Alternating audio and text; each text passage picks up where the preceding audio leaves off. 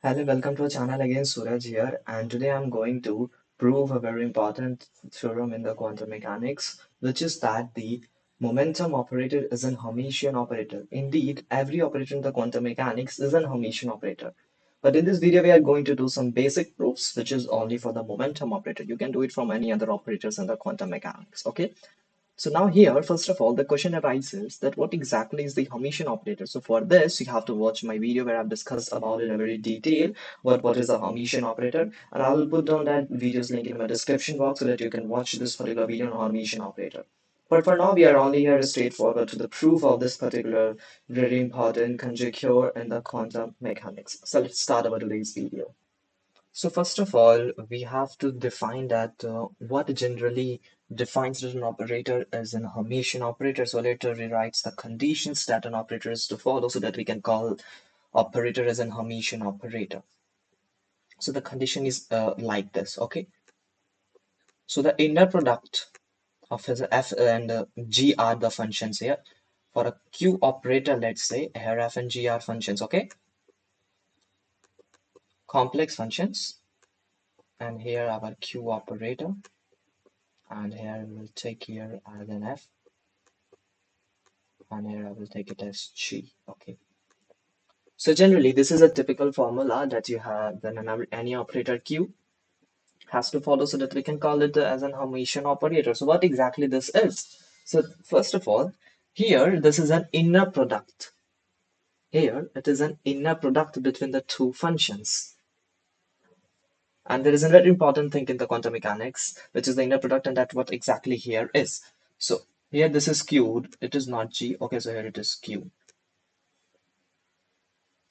So inner product is like the multiplications that you do in your vector algebra. In the vector chapter, the multiplications rules that you have follow, the multiplication that you do, what that exactly rule in the quantum mechanics in the linear algebra is called the inner product. But here the product can be taken from the two functions, which is an imaginary function. So the a very important rule of the inner product is like this, that is alpha and beta, the two functions. So if I take the two products here of this alpha and beta, which is called the inner product, or alpha and beta is an imaginary function, it is equals to the inner product or the multiplication of b with alpha, and then taking its complex conjugate. And this is obvious that why here the complex conjugate arises, because it is in a complex part, because this is the complex function. So just like this here, this particular is the inner product between a function f and this particular part. And this particular part. And just like this, here there is an inner product between this and this. So if the inner products in this particular form, here I have taken the Dirac notation. This is the general typical notation. This arrow, this is a straight line, and again this closing arrow. Opening arrow, close line, and there is a close arrow. So this is generally the sign of doing the inner product. It's like a fancy sign of doing the multiplications in the language of linear algebra. So now it is typical to alpha and beta. If you try to relate it here, f and if you take the inner product between f and this particular part, and in this you have to do the inner product between this and this. So in this condition, if the inner product between this and this is same, and if the inner product between this particular function and this particular function is same, then the operator q here that we assigned is called an Hermitian operator. So let's see whether or not the momentum is following this rule. So first of all, you have to know that what exactly the formula of the momentum operator. So momentum operator is equals to the negative of the iota h cut del by del x. Okay. Now, if someone asks you to complex conjugate of the momentum operator, so you have studied in class 11th that how to do the complex conjugate of any of the imaginary numbers. So you have to just change the sign. If this continuum, so the sign, this is you can take as the complex conjugate sign. What you have to do, you have to just replace the sign. If in iota there is negative sign, change this to positive sign. Yeah, this is the only thing when you are taking the complex conjugate. So this you can take as the complex conjugate of the momentum operator. Okay, so there may be the use of this on our next derivation. So let's start our today's derivation. Before derivation, I will try to remember some of the formulas of the integration. Why?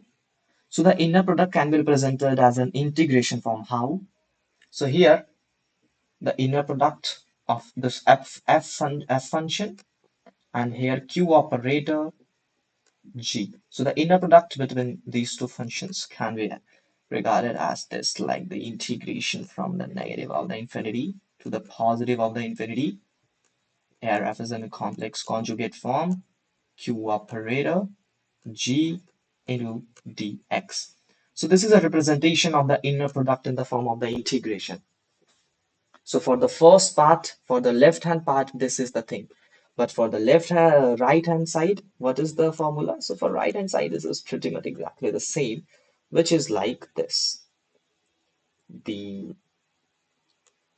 Q operator, F and G.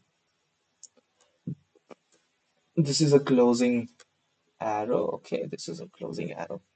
Now, this in the integration form look like this. Integration. My integration sign is terrible. Sorry for this.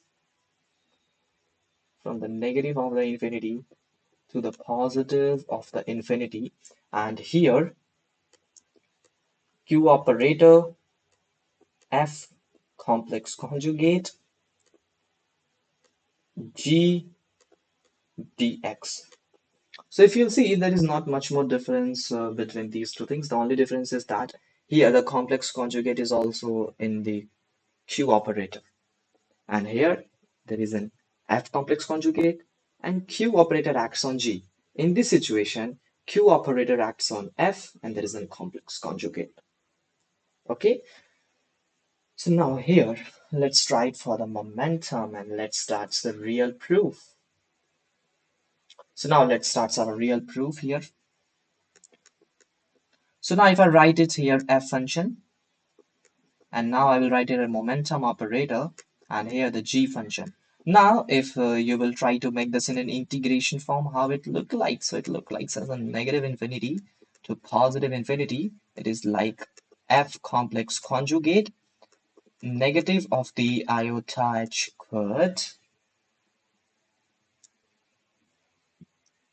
and here this is d by dx of g, and here dx. Okay, now here if you see that to evaluate this particular integral, you have to use the integration by parts. So what's the formula of the integration by parts? So let's see the formula first.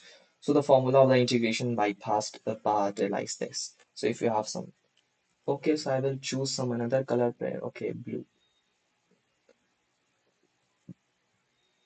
Okay, now here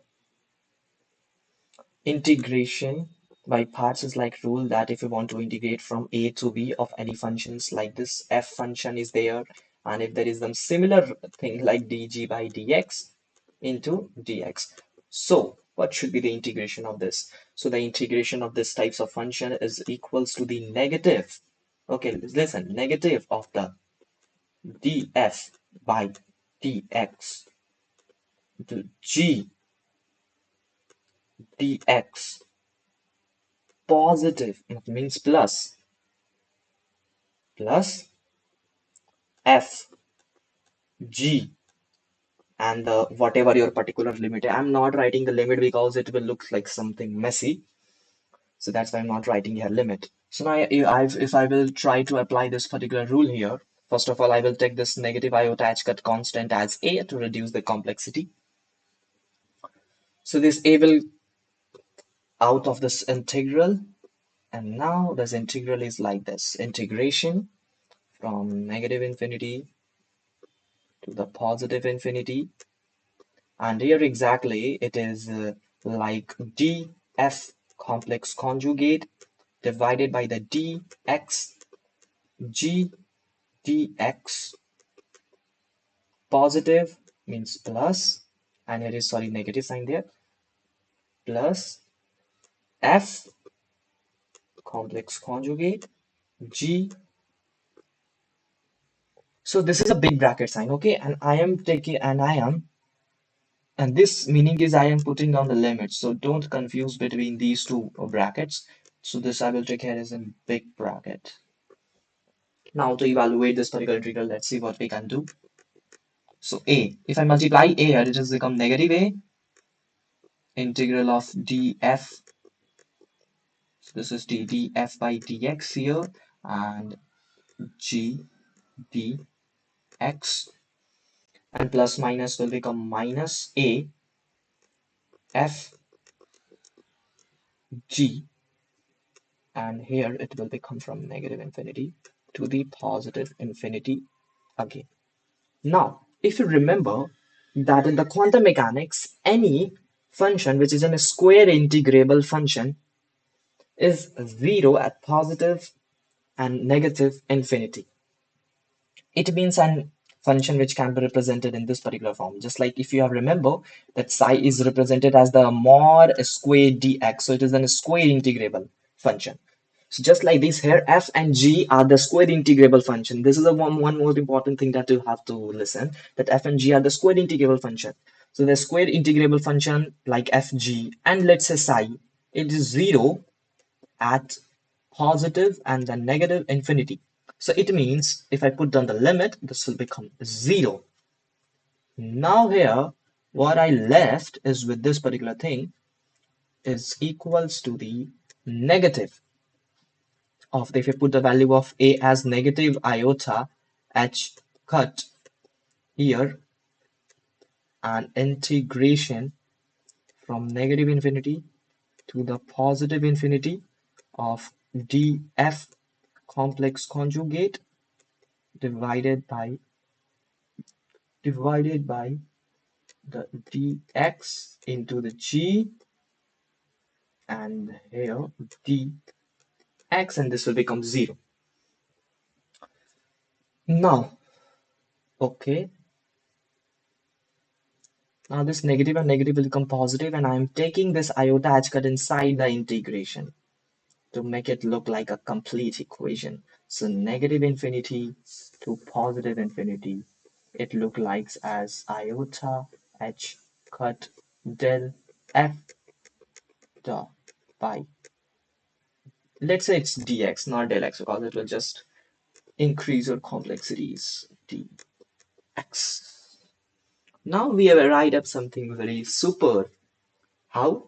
So if you think that this particular equation is something similar to like this, and it is similar, yes, this is similar. So how it is similar like this, you will start thinking that how it is similar to like this. So if you remember and pay attention, then this particular form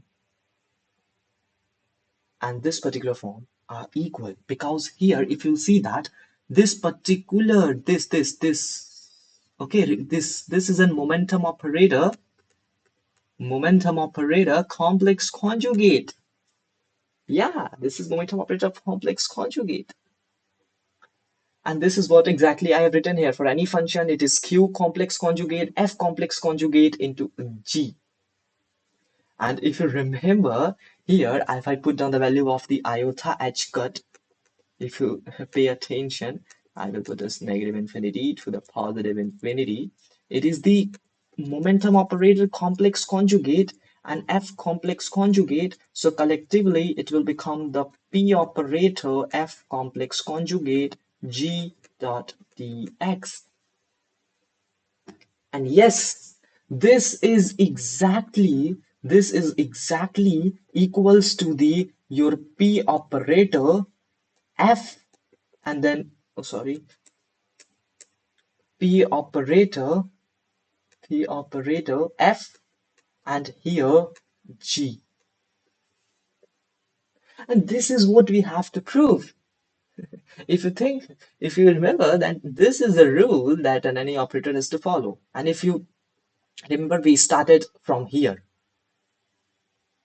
by putting the value of fpg, and now we are left with pfg.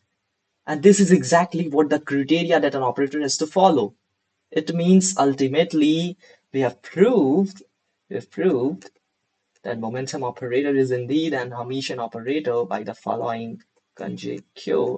That's momentum operator G here, and it is equals to the, because if you remember our left hand side is this, as P operator F G. If you remember our left hand side is this, let's say this is our left hand side, and this is what I have written here. And our right hand side is this, and this was exactly the criteria that every operator has to follow. So ultimately, we have proved down that the momentum operator indeed is an Hermitian operator. So this is a whole very simple proof we have done with the help of the inner product to prove that what why we can call that Hermitian. There is also one more method, which is the matrix method, to solve this particular problem to prove the momentum operator is a Hermitian operator. But matrix operator is something like a very advanced form to prove this, which I will also make a video on that. But for now, this is our complete proof. So let write it here as hence proof. Okay, so hope that cleared all your doubt regarding the concept that how to prove that the momentum operator is a Hermitian operator. So thank you for watching my video, and if you have any doubt, you can write it down in the comment sections regarding any field of the physics, not only restricted to some field of physics, any point of view. I will try my best to answer your questions. So thank you for watching my video.